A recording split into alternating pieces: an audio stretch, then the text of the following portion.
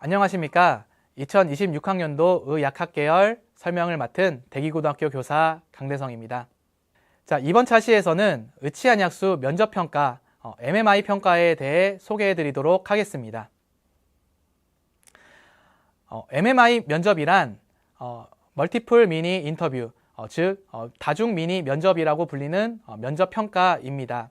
의외과에서 많은 대학에서 서류평가 이외에 면접평가를 진행하고 있는데요. 그 중에 대부분의 면접평가에 해당되는 게 MMI 면접이라고 생각할 수 있습니다. MMI 면접이란 의사로서의 인성, 가치관 평가에 대해 다학도로 검증하는 방법입니다. 정답이 없는 열린 질문을 주기도 하며 정답이 없지만 우수, 미흡으로 학생들을 판별하기도 합니다. 각 상황에서의 답변 도출 과정을 인과관계에 의해 논리적으로 설명하는 게 중요한 면접이기도 합니다. 각 상황에서 자신의 평소 가치관을 투영하여 물리적으로 접근할 수 있는가를 물어보며 주입된 신념이 아닌 물리적 문제점을 발견해내는 민감성 평가라고 볼 수 있습니다. MMI 면접은 크게 5가지 형태로 구분할 수 있겠습니다. 각 대학마다 평가하는 방식은 다르지만 크게 의학윤리, 의료 상황, 인성, 자료 해석, 그리고 생활기록부 기반의 서류 기반 면접을 진행하고 있습니다. 의학윤리란 의학 관련 이슈, 그리고 의학교육, 인문학적 소양, 가치관과 태도를 면접관들이 개별적으로 물어보게 되며 의료 상황, 즉 딜레마 상황을 주어 우선순위, 그리고 대인관계, 다양한 입장을 수용할 수 있는지, 문제 해결 능력을 보여줄 수 있는지에 대한 평가를 진행하기도 합니다. 또한 의사로서 중요한 자질 중 관용, 배려, 포용, 의사소통에 관련된 질문을 MMI 면접을 통해서 진행을 하기도 합니다. 또한 이렇게 MMI 면접에 의학 관련 이슈, 그리고 딜레마 같은 상황만 제시하는 게 아니라 도표를 주어서 자료를 해석하고 분석하는 논리적인 관계를 추론하라는 문제들도 많이 출제가 되고 있습니다. 또한 생활기록부, 자기소개서를 기반으로 가장 의미 있었던 활동, 갈등 상황을 해결하는 경험을 통해 이 학생이 의사로서의 자질을 가지고 있는지에 대해서도 판단하기도 합니다. MMI 면접 절차는 각 대학마다 다르지만 건양대학교에서 제공하고 있는 자료에서는 대기실에서 면접 순서를 기다리고 면접실에 입실을 하여 면접 지문 및 제시 자료를 숙독한 뒤 그리고 전공 적합성, 인선, 발전 가능성 등에 대해서 각 방을 돌며 이야기하는 형태로 진행되기도 합니다. 또한 대구 가톨릭대에서 제공한 자료에 따르면 MMI 면접은 다수의 채점자와 다수의 주제, 다수의 짧은 인터뷰를 통해 각 방을 지나가며 객관화, 표준화, 구체화된 문제와 질문을 하고 학생들의 의사로서의 역량, 봉사정신이라든지 커뮤니케이션, 리더십, 윤리적 의사결정, 협조성, 창의성 등을 평가하는 방법이라고 생각하시면 되겠습니다. MMI 면접을 준비하는 포인트는 자신의 선택하지 않은 반대 입장도 역시 일리가 있다라는 것을 전제로 해야 된다는 것입니다. 상황에 대한 이해를 충분히 하고 나의 의견만 제시를 하는 게 아니라 상대방의 입장에서 충분히 고려하고 그에 대한 의견도 같이 제시할 수 있어야 합니다. 또한 지금부터 자신이 의사라고 생각하고 어떻게 대처할지 생각해 보는 것도 중요합니다. 그러기에 평소 낙태, 외과 등 기피학과, 임상실험, 인공수정 등 의사로서의 가치관을 평소에도 정립해 두는 것이 중요하겠습니다. 또한 발표에 적극적으로 참여하며 본인의 생각을 정리하고 표현하는 방법을 기르는 것 또한 중요하겠습니다. 디베이트 토론과 같은 찬반 토론을 하며 상대방의 입장을 잘 듣고 나의 입장을 잘 정리해서 표현하는 게 MMI 면접을 준비하는데 매우 중요한 포인트라고 얘기를 할 수 있겠습니다. 또한 마지막으로 꾸준한 독서, 활동을 통해 의학 관련 용어와 상식, 그리고 시사적 이슈에 관심을 가지고 정리하는 것도 MMI 면접을 준비하는데 중요한 요소라고 이야기할 수 있겠습니다. 다음은 MMI 면접 예시에 대해 한번 살펴보도록 하겠습니다. 고려대학교에서 2025학년도에 제공한 MMI 면접 예시는요. 이렇게 생활과 윤리, 확률과 통계, 사회문화를 교육과정 출제 범위로 설정하였습니다. 그리고 인공지능, 자살, 조건부 확률, 연구윤리 등 교육과정과 실생활에서 주요 포인트로 제공되고 있는 부분들을 묶어 핵심 개념 및 용어로 선정하고 있습니다. 다음은 예시인데요. 간단하게 읽어보면 공학자 차 씨는 10만 명의 샘플을 대상으로 개인의 소셜 네트워크 서비스에 포스팅하는 글, 사진, 동영상 데이터를 수집하고 학습시켜 자살을 예측하는 인공지능 기술을 개발했다고 언론에 성급하게 발표했다.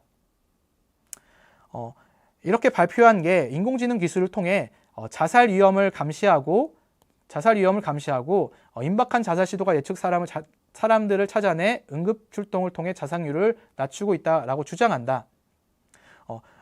이런 공학자 차 씨의 주장에 대해 의사로서 통합적 관점을 생각해 봐라 라고 MMI 면접 제시문이 제시되었습니다.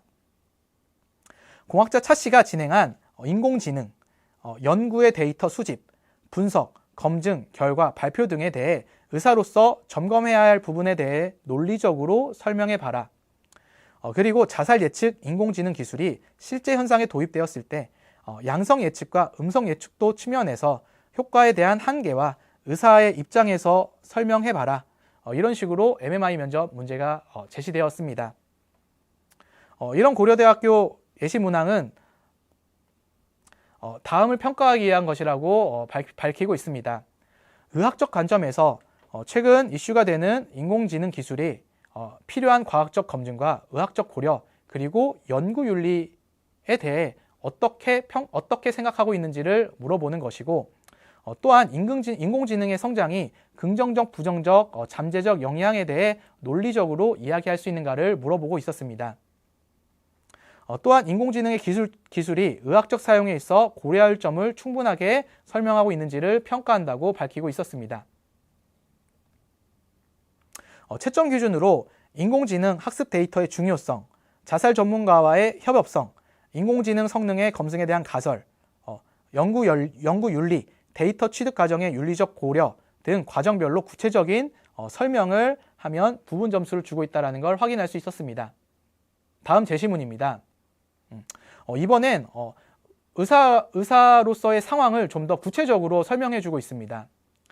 30분 넘게 경련하는 5세 아이가 응급실로 실려왔다. 약이 들어가니 경련은 잠시 멈추는 듯 했으나 몇 분 후 아이의 몸은 다시 뻣뻣해지고 바들바들 떨렸다. 보호자를 찾으니 대기실 한 구석에서 등이 굽어 있는 할머니 한 분이 느릿느릿 오신다. 아이 경련이 겨우 멈추었는데 경련을 너무 오래 했어요. 다시 입원해서 약을 새로 조절해야 할 것 같아요. 할머니는 더 이상 입원은 못해요. 잠시 아이 옆에 계절을 한 후 진료실로 돌아와 아이의 의무 기록을 보고 10여 분 사이 응급벨이 응급실 전체에 울렸다. 다급히 뛰어가 보니 아이의 할머니가 응급실의 진료를 본 교수님의 멱살을 잡고 있었다. 저놈 때문이야. 저놈 때문에 애들은 다 어떻게 하라고. 제시문을 읽어보면 아동학대가 의심되며 의사를 공격적으로 대하는 환자의 태도가 나타나 있습니다. 1번 문항에서는 제시문 내용을 요약하고 할머니의 심장에 대한 의견을 말해보시오 라고 제시하고 있습니다. 즉 의사로서의 입장도 중요하지만 환자는 왜 이런 행동을 한 것인가에 대해서도 물어보고 있습니다. 즉 상대방을 정확하게 이해하는 관용적 태도에 대해서 물어보고 있다라고 확인할 수 있습니다. 자, 다음 제시문에 대한 해설은요. 문항 1번에서는 문해력, 제시문을 요약하는 능력과 그리고 공감 능력을 평가하는 문항임을 제시를 하고 있고요. 문항 2에서는 논리적인 판단, 그리고 대처 능력에 대해서 물어보고 있습니다.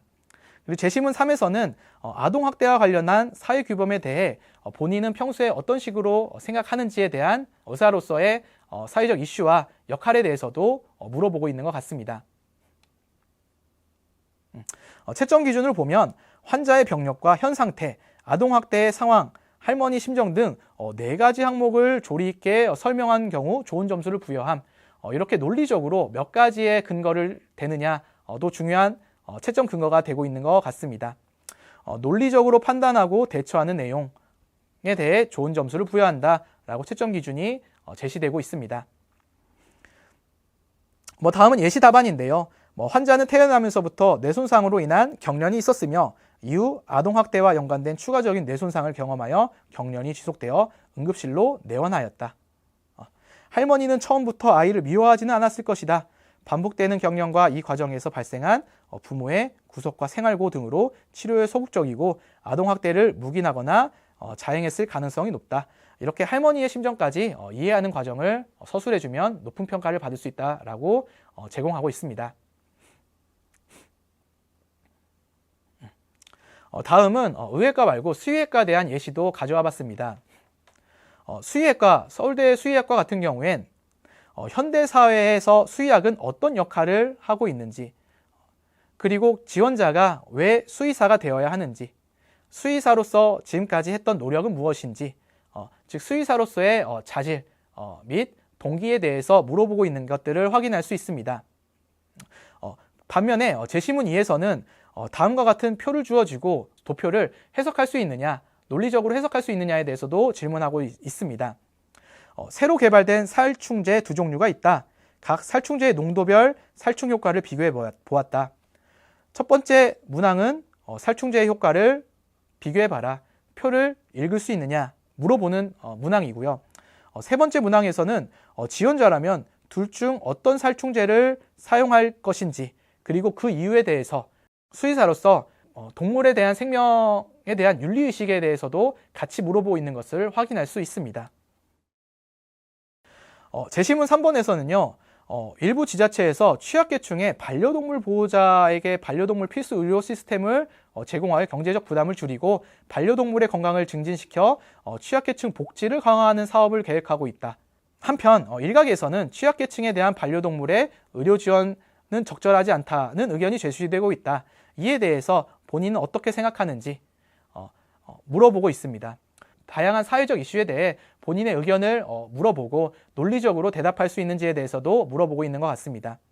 이렇게 현 상황에 대한 이슈뿐만 아니라 제시문 4번을 보면 생물학적 정보를 저장하고 있는 유전자 염기 서열의 분석과 활용법에 대해서도 수의학 분야에서 어떻게 활용될 수 있는지 물어보는 등 생명과학 분야에서도 직접적으로 물어보고 있으니 MMI 면접을 준비할 때 단순하게 이제 의학학으로서의 사회적 의식뿐만 아니라 생명과학적, 화학적 분야에 대해서도 충분한 준비가 필요하다라고 생각할 수 있겠습니다. 자, 이렇게 의치안약수 면접평가, MMI 면접에 대해서 같이 살펴보는 시간을 가졌습니다. 네, 지금까지 2026학년도 의치안약수 주요 전형에 대해 5차시에 걸쳐서 알아보았습니다. 지금까지 강의를 들어주셔서 감사하고 앞으로도 좋은 결과 있기를 바랍니다. 감사합니다.